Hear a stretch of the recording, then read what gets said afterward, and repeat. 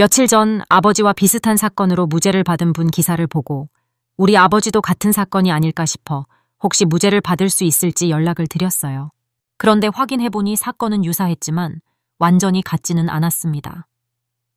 당시 통일혁명당과 관련된 사건들이 여러 건 있었는데 공안당국이 민주화와 통일을 이야기하던 분들을 통역당 재건으로 엮어 간첩으로 몰았더라고요. 저희 아버지도 그렇게 잡혀갔습니다. 그때는 일본 민단 동경 지부장까지 한 분이 한국 민주화를 염려하며 모임을 가졌는데 그걸 안기부가 통역당 재건 시도로 조작해서 아버지 포함 15명을 엮어버렸어요.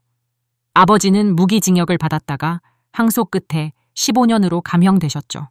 전기 고문을 당하셔서 손가락이 굽고 엉덩이 살이 괴사해 움푹 패이셨는데 저는 어릴 때 그 사실을 몰랐어요. 나중에 여동생이 아버지 몸 상태를 보고 알게 됐어요. 28 광주민주화 운동 즈음 아버지는 또 실종되셨고 보름간 행방불명 상태였다가 나중에 남산에서 풀려나오셨어요.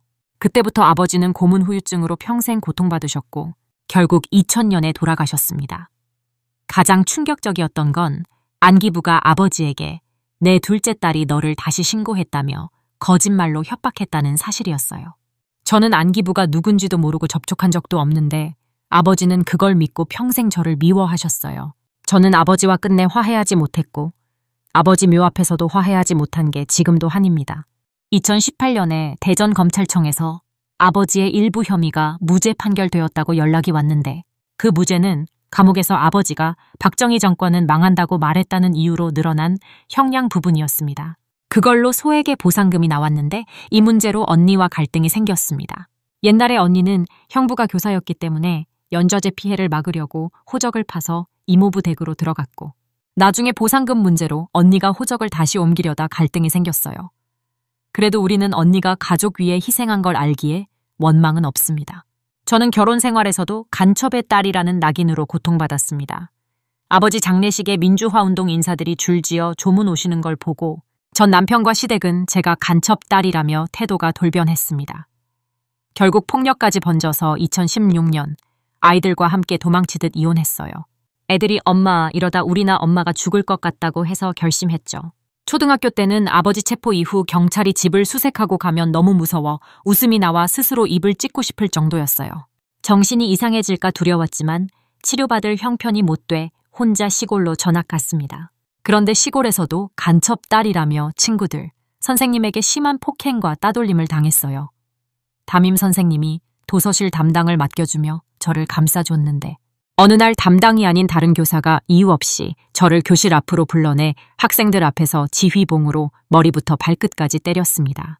이유를 물으니 더 화를 내며 때렸고 이후 담임 선생님은 그 충격으로 교직을 그만두셨습니다. 이 사건으로 저는 사람 만나는 것이 두렵고 트라우마로 가위에 눌려 비명을 지르며 깨는 밤이 많았습니다. 지금은 재혼한 남편이 이런 사정을 이해해주고 많이 다독여줘서 큰 위로가 됩니다. 형제들도 연좌제 때문에 피해가 컸습니다. 큰 남동생은 공부를 잘했지만 직장마다 안기부가 찾아와 결국 직장 생활을 포기하고 장사를 시작했고 중학교 때 전교 1등 하던 동생도 고2 때부터 학업을 포기해버렸습니다. 아버지는 전향각서를 쓰면 공산주의자로 인정하는 것이니 절대 쓸 수 없다고 하셨지만 안기부는 아들이 직장 생활 못하게 하겠다며 협박했고 결국 아버지는 쓰셨습니다. 엄마는 서울과 시골을 오가며 미역, 김 등을 팔아 우리를 키우셨고 할아버지께서는 대나무밭까지 팔아 학비를 마련해 주셨습니다. 고모 집에서 살던 저는 고모가 아버지 사건으로 공부하지 말라고 해 돼지우리 청소까지 하며 학교를 다녔습니다. 엄마는 새벽 4시에 시골에서 서울로 올라와 밤 11시에야 집에 돌아오셨고 그 고생으로 위장병까지 얻으셨습니다. 아버지가 감옥에 계실 때 저는 창살 넘어 아버지를 볼 용기가 없어 면회 신청하고도 뒤돌아 나왔고 그 후로 단 한 번도 면회를 가지 않았습니다.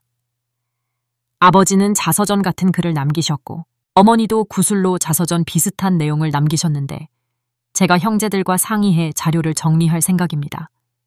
어릴 적 아버지 체포 이후 경찰에서 강제로 대기 발령을 당하고 회사에서 3개월간 아무 일도 주지 않아 전무님께 잘못한 것이 없으니 일을 달라고 호소해 겨우 복직했습니다.